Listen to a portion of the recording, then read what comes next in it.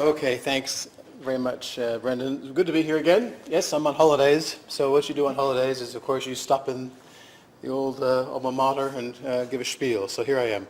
It's good to be here. Takk for sist, which is Norwegian saying that's you use the expression when you're meeting people you're friends with, known for a long time. It means thank you for the last time we met. So if you have a chance to use that expression in Norway sometime, you can say takk for sist. Okay, so why am I here? It's really to give you a little rundown on some of the work we're doing in Arendal in Norway. This little quote from Anne Druyan, who's a science communicator who co-wrote Cosmos with Carl Sagan, you may recall, Carl Sagan's TV series. I think this expression summarizes most of what we're doing in GRID-Arendal. We battle this planet as if we had someplace else to go, as if we had another spare Earth, as if we had a plan B, let alone a plan A of how to manage the resources of this planet. And so managing environmental resources, making decisions about wise use of environmental resources is all about what GRID-Arendal is there for. And in particular, making scientific data that's really complex and really hard to understand, making it accessible and comprehensible to decision makers. So it's all about science communication. So what I'll do quickly this morning is give you a brief introduction about what GRID-Arendal does and what we're about. And then I'll mention some work I've been doing in the Arctic Ocean about Arctic marine protected areas, MPAs, a topic quite close to my heart and something we've worked on here quite a lot at Geoscience Australia when I was here. Then I've got something sciencey and fun to talk about, just to fill in a bit of time. And then some questions and discussion time at the end if we have time. So, GRID-Arendal.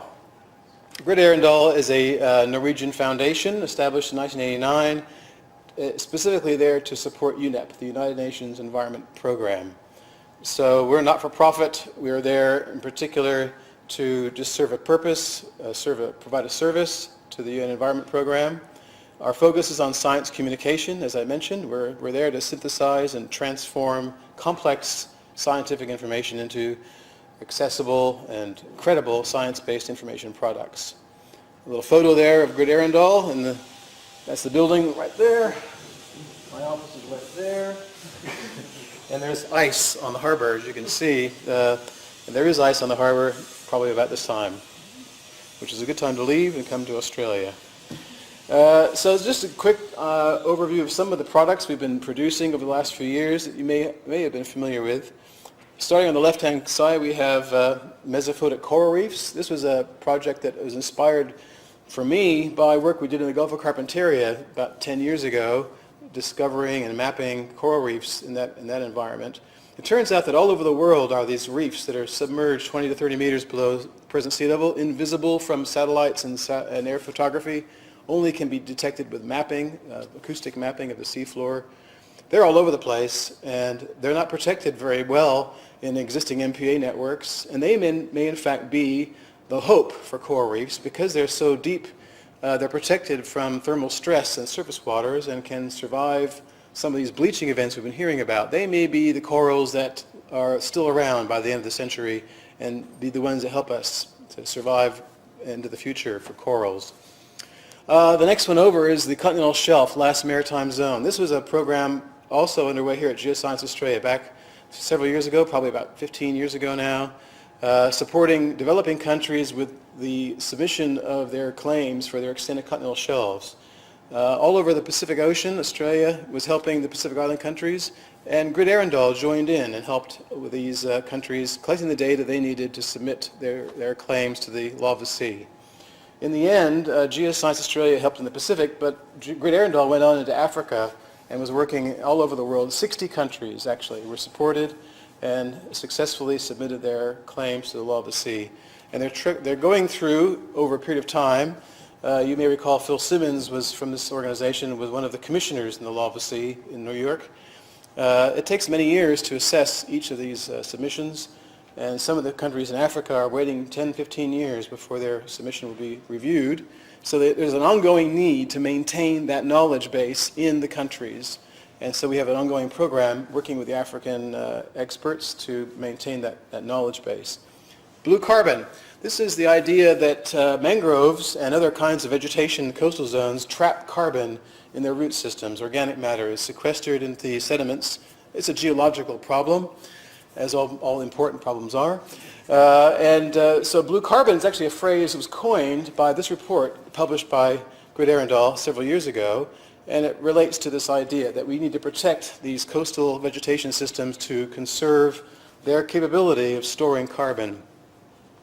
On the right, far right, one of the more interesting issues that's come to the surface in the last few years, it's been a chronic problem for many years actually, but we're just beginning to recognize its importance. It's plastic pollution in the ocean. It really came to the fore when we discovered plastic in seafood.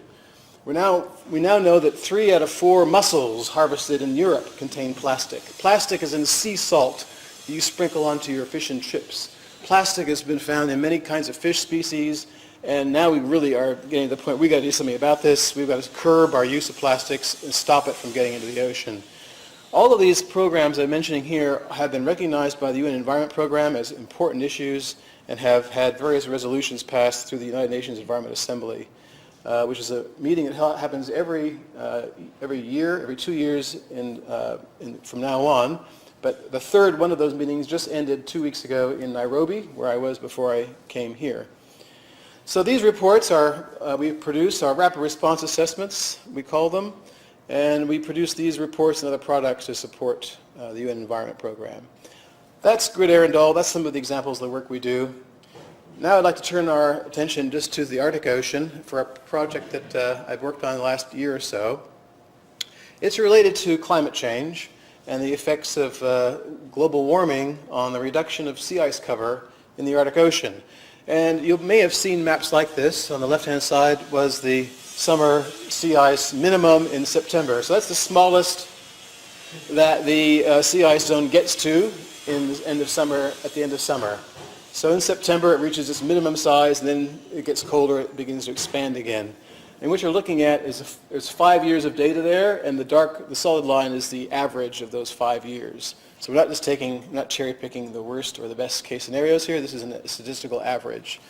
And on the right-hand side is the most recent data from 2012 to 2016. And you can see that in the last 25 years, there's been a reduction, 35 years actually, a reduction of around 30% in the sea ice cover. This is attributed to global warming, anthropogenic climate change. And the way we think of the Arctic Ocean and a lot of ocean areas is maps like this. You see the outline of land and you see the water is blue. But there's actually something else, of course, as a geologist we know there's something else more to this picture than just the blue sea surface. There's something underneath the sea ice. And that, of course, is the seafloor and its geomorphic expression. So a couple of years ago, I was involved with producing a global geomorphic features map of the ocean. I'll mention it a few times. If you get bored of hearing me repeating this, just let me know. But the geomorphic features map was published in Marine Geology in 2014, and this is the Arctic component of that. We have mapped many different kinds of geomorphic features, and the interesting thing is, and the relevant thing for conservation and management, is the association of these geomorphic features with biota. They support benthic communities. Each one of these features is home to some suite of organisms that colonizes it and lives there. So, and many of these species are endemic, only found on these particular kinds of features. So canyons, ridges, plateaus, and seamounts, each of them support their own suite of environmental communities, benthic communities. Within the Arctic Ocean, there are marine protected areas declared, and they're shown in this map in the pink area. So now you're looking at the blue diagonal shaded area is the extent of sea ice in 1979, and the red line is the sea ice extent in 2016. And you can see it's shrinking, and you can see where the marine protected areas are in these pink shaded areas. And it's actually not a very significant area of the Arctic. Only 2.3% of the Arctic Ocean is within MPAs. So it's not doing very well in achieving the Aichi target of 10%, which is meant to be attained by 2020. Due to the climate change, there are profound changes happening in the Arctic, apart from the change in sea ice cover. With the sea ice being reduced in area, it allows different kinds of processes to take hold. So for the first time now, with open ocean water, you begin to generate more primary production, which may be increasing by as much as threefold as a result of the reduction in sea ice cover. Also, when you remove sea ice, you remove that decoupling from the ocean surface from the atmosphere. Wind shear begins to, instead of just blowing over the top of the sea ice, it begins to create waves. And for the first time ever, we are getting wave climates along coastlines of the Arctic Ocean that never experienced wave climates before. Beaches are forming where there never were beaches before, and rapid coastal erosion is occurring. Entire communities of indigenous peoples living in the Arctic have had to be relocated because of rapid coastal erosion. This is caused by this reduction in sea ice. And not only that, the change in ocean climate has caused massive species migrations. All kinds of animals, fish, birds, and mammals are moving into the Arctic that never used to live there before. An example, north of Greenland used to be polar bear country. Polar bears were the top predator. They ate the seals. That was their job. But in the last few years, for the first time, killer whales that were only fish eaters, that only ate salmon mostly, have moved into the northern part of Greenland and are taking seals. It's been observed for the first time this last few summers. So there's a change occurring. It's fundamental.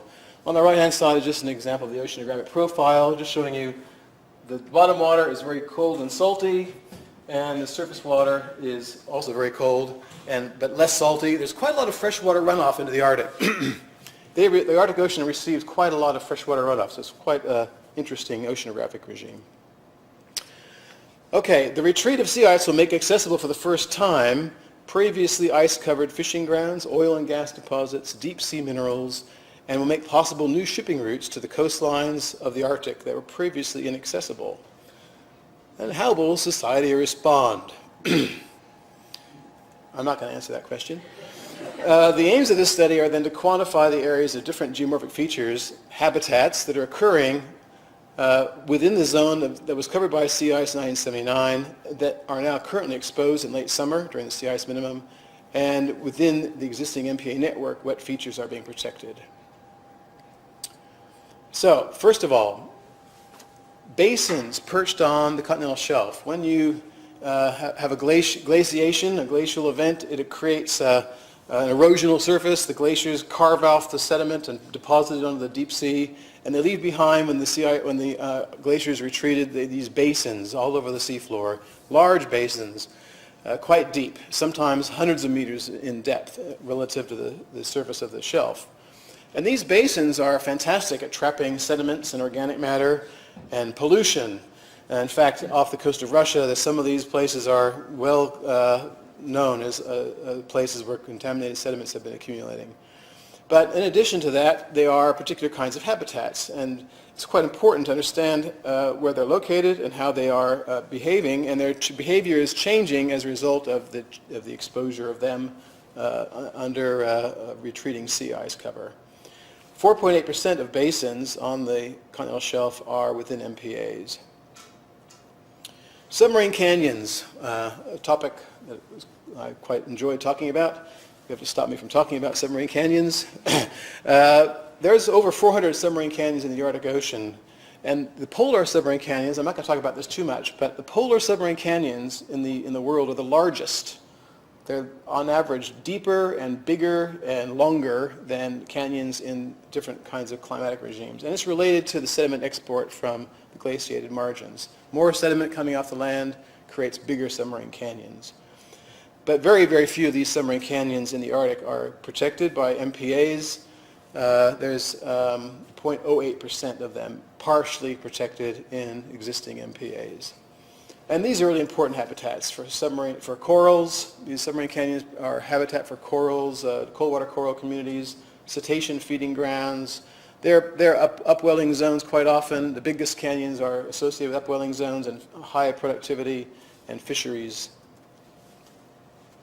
Plateaus. The submarine plateaus of the Arctic Ocean in the deeper parts are now becoming exposed for the first time. None of them are in existing MPAs. The plateaus have some rocky habitats, and they're often targeted by bottom trawl fisheries in other parts of the world. We think they're potentially exposed by the retreating ice, they could become subject to fisheries pressure. So the geomorphology of the Arctic Ocean is a good way of understanding some of the changes that are occurring. In addition to just the reduction in sea ice cover, we're seeing changes in what's being exposed. So in relation to the change in sea ice cover, 65% of the shelf has been exposed, glacial troughs 50%, 48% of the slope, 3 to 7% of submarine canyons, 8% of plateaus, and 19% of abyssal plains, 38% altogether exposed by retreating of the sea ice cover. In terms of their conservation in MPAs, only 4% of the shelf is within existing MPA networks, 5.7% of glacial troughs, and then as you get into deeper water, it drops off very rapidly. Most of the MPAs that exist are around islands, as you see in this map here. This is Franz Josef Land in Russia, and this is the Norwegian archipelago in the north here. And that's where the main MPAs area are, also top of Greenland, but they don't extend very far offshore. And this table sums it all up, but I'm not going to go into too much detail. But the same thing, same pattern. As you get into deeper water, there's less and less of features protected in marine protected areas. And as I said, 38% of the marine zone that was once covered in the sea ice is now exposed. And only 2.3% is in MPAs. If you want to protect biodiversity, the geomorphic features mapping actually has a contribution to make. We can use the geomorphic features representing habitats as a way of understanding biodiversity. If the geomorphology within a search area is more heterogeneous, it suggests greater biodiversity within a search area. And this is something we've been doing here at Geoscience Australia many years ago. You use the focal variety tool in ArcGIS to search for variety of features within a search window. So the idea being that if you have a search window of 3 by 3, you see different colors within that search area, then you might see there's 5 different colors within those 9 cells. So the answer is 5 in terms of heterogeneity in that search window. So we use 100-kilometer search radius in search diameter. Yes, in this analysis. So it's 100 by 100 cells, and you come up with a homogeneity analysis of geomorphic features within the Arctic Ocean. And it shows some interesting places where, by protecting these locations, you protect the greatest amount of biodiversity with geomorphology as a surrogate for that. They suggest themselves as potential locations for marine protected areas along the coastline, particular of the Arctic Canada, the archipelago of Canada here, in the Beaufort Sea off Alaska, on the Russian Siberian shelf, off Franz Josef Land here, and off the Norwegian archipelago. These places can be protected and conserve some of the maximum areas of heterogeneity. So, first part of my talk, I want to quickly summarize some of the conclusions. Mapping geomorphic features provides a consistent, ecologically meaningful approach to regional scale marine spatial planning. The existing MPAs cover only 2.3% of the area under year-round sea ice cover, located mainly along coastlines, around islands in particular, and the abyssal habitats are not included. And in other words, we're not ready for the change in climate that's occurring in terms of conservation of the Arctic habitats. Some of these habitats, in fact most of them, are in near pristine condition, have never previously been exploited or even studied by science, or even observed by science. And their value to science is incredible as benchmarks of things that had never changed before, and places where future research would be very, very valuable. And we are also in a regime of rapid adaptation to climate change. Species and ecosystems are changing. There's a migration underway as species move in, and it's quite a dynamic place, one of the most rapidly changing parts of the world in terms of climate change impacts. This paper was published by myself and co-workers in the Aichi's journal earlier this year, and if you're interested, you can find out more in that paper. Now for something a bit more interesting and fun, geologically speaking, I'd like to tell you a little bit about some work I've been doing on the origin of the shelf break. This is a bit of a spin on the same topic of geomorphology, but the shelf break is a topic of interest for a number of reasons. It has geological and, of course, ecological significance. The shelf break is a place of rapid change. Everyone has one. Every continental margin has one. It's like a belly button. We've all got one. It's a defining geomorphic feature of all continental margins. It marks this transition from the slope to the deep ocean. It's commonly located at a depth that is at the limits of the photic zone, if it's not already below the photic zone. It's a boundary area where there's a lot of current activity, internal waves, tides, upwelling, and density currents affecting the shelf break. Dynamic spot, populated by both shelf and slope species. And it's also commonly a zone of enhanced productivity, upwelling, and productivity along the shelf break. So I wanted to quickly review in this few minutes some histories of the studies of the origins of the shelf break. We have the geomorphic features map, which incorporates the shelf break as one of the features we've mapped. And we're going to do a multivariate analysis of the shelf break in the continental shelf and the different morphotypes, and look at the global variations in the shelf break depth and how it might be relevant to benthic habitats. So, the shelf break has had an interesting history from a geological perspective. There was a period of time when the shelf break was considered to be all related to wave base, and the depth of the shelf break was in the geologic past something that evolved in relation to sea level position. This has had a lot of traction, and a lot of people thought this is exactly how it was. And remember back in this time before plate tectonics and the thinking of plate tectonics, all of the continents were believed to have been fixed in place all through the geologic time. So all the sediment that ever eroded from continents was deposited on the margins around the continents. There had been no plate tectonics. There was no subduction zones or anything like that. So that's where all the sediment was. And of course, when they began to investigate using seismic technology, they had a hard time finding all that sediment. It was missing. And when Franz Shepard wrote his book on submarine geology in 1948, he was still thinking the same way. He didn't understand about plate tectonics. And so this thinking about the shelf break as having this relation to wave base was already in his head.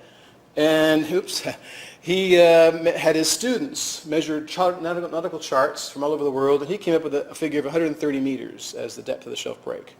Now that number has an amazing amount of currency. It turns up everywhere. If you Google it, the Encyclopedia Britannica will tell you that the shelf break depth is 133 meters, exactly. But why should it be 133? Why should it be any number? Why should the shelf break, like the highest peaks of mountains, be any number in particular? Unless you believed that the shelf break was entirely related to these processes of shore processes and wave base. Of course, we know from plate tectonics that the shelf break has its origin as the rifted margin of continents. And so in the Wilson cycle, you start splitting a continent, and when you get to that point, like in the Red Sea or in the Gulf of California, you immediately created a continental shelf margin, a shelf break. And when you have active versus passive margins, there'll be different kinds of geologic processes over time affecting the depth of the shelf break. And so there's an inherited morphology related to it. An interesting paper came out in 1975 by Hugh Arthur Jones, Peter Davies, and John Marshall, who noted that there is no evidence of outbuilding off the coast of Tasmania, and the sediments are draped over basement structures. Thus, the shelf break is the surface expression of basement relief. So there is no relation here between sedimentation and the shelf break depth. Is an inherited feature related to rifting. The continents split apart, and that's where the shelf break is. The only book I could find on the shelf break was this publication from the SEPM back in 1983, a collection of papers that came out. And this quote, I think, summarizes almost where we are today, 35 years later. Knowledge of the shelf break remains rudimentary. It is one of the most important submarine environments requiring study. Because of its complexity, the systematic multidisciplinary approach using refined technological advances is needed.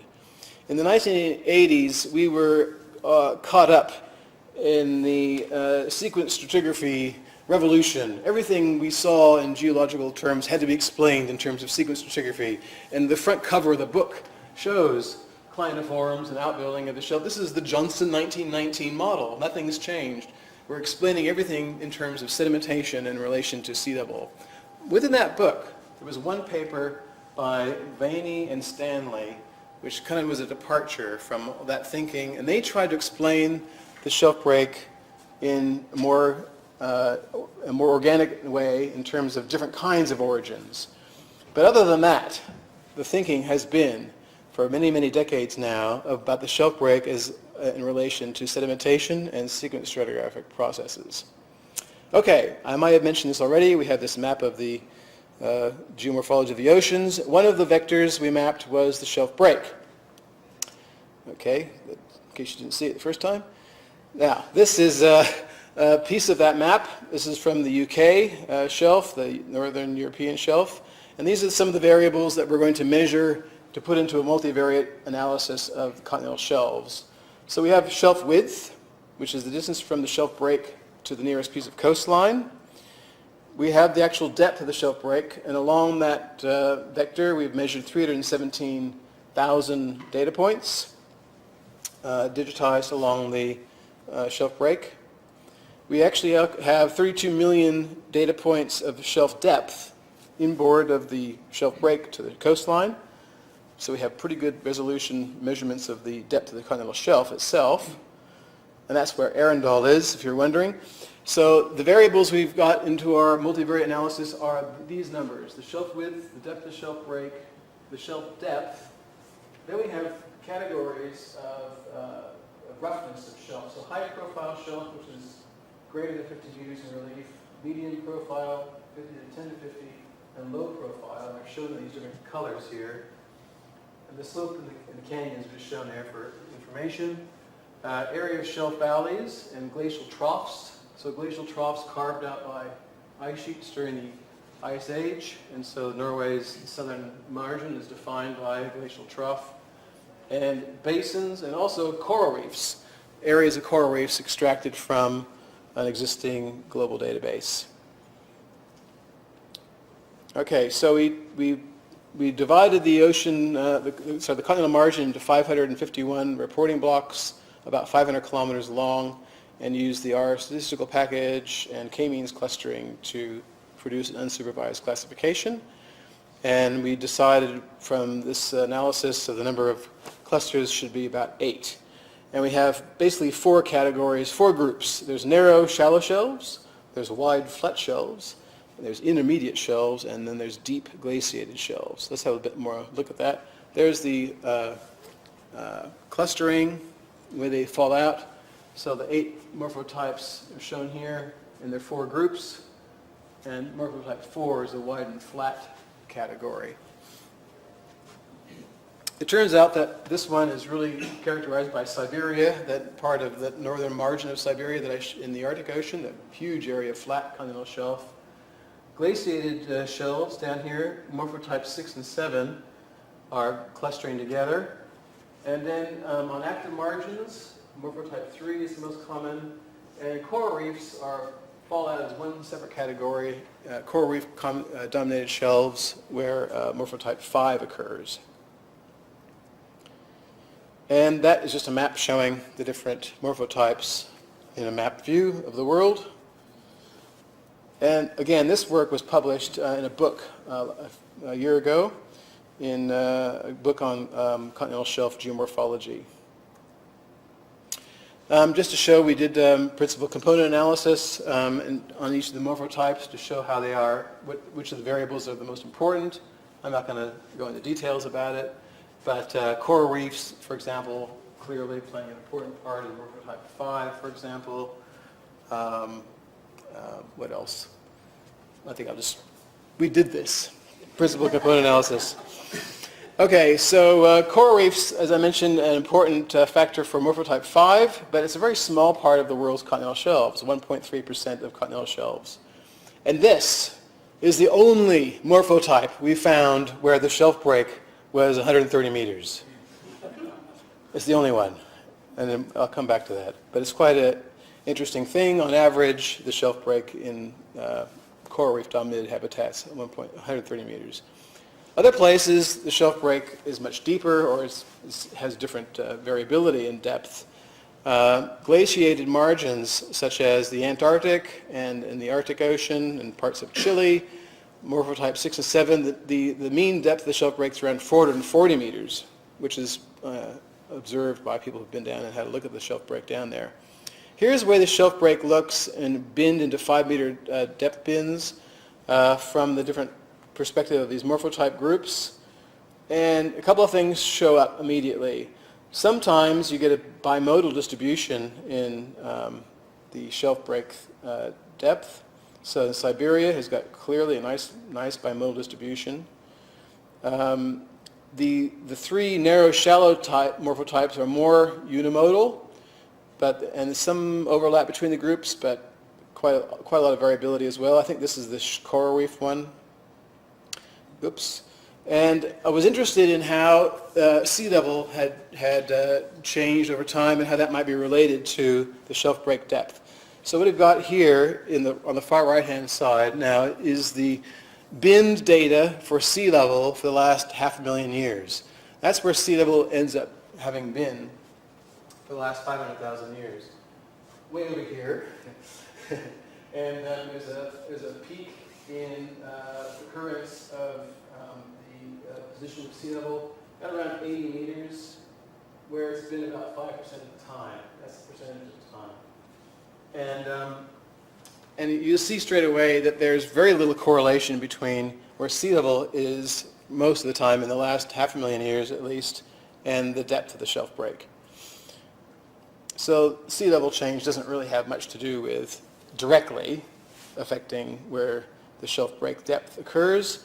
Possibly the coral reef one is getting a bit closer, maybe something about storm wave base or something there, but who knows. Okay. Right, that's where that comes from, the Rolling et al. Assessment of sea level for the last 500,000 years. This is all the data put together in one graph, and so we see that there's a modal depth, if you want to find one, of about 150 meters for a shelf break depth globally, and there's all the data on the left-hand side for the position of sea level for the last 500,000 years. Again, we can't really see much of a correlation between those positions. The global mean depth of the shelf break is around 220 meters, not the modal depth, but the mean depth. So there's the modal peaks, 150, 180, and 245. Just the data once again showing now the area of shelf area that corresponds with the different morphotypes. So as I mentioned before, coral reefs are quite small in area, 481,000 square kilometers is the smallest category. And so we're interested then in which of the shelf morphotypes then actually can be explained in terms of sedimentation. If rifting is critical for some shelf type morphotypes, are there any places where we might see sedimentation playing a role in determining where the shelf break depth is? Where is that rollover point important? It must be important in some places around the world.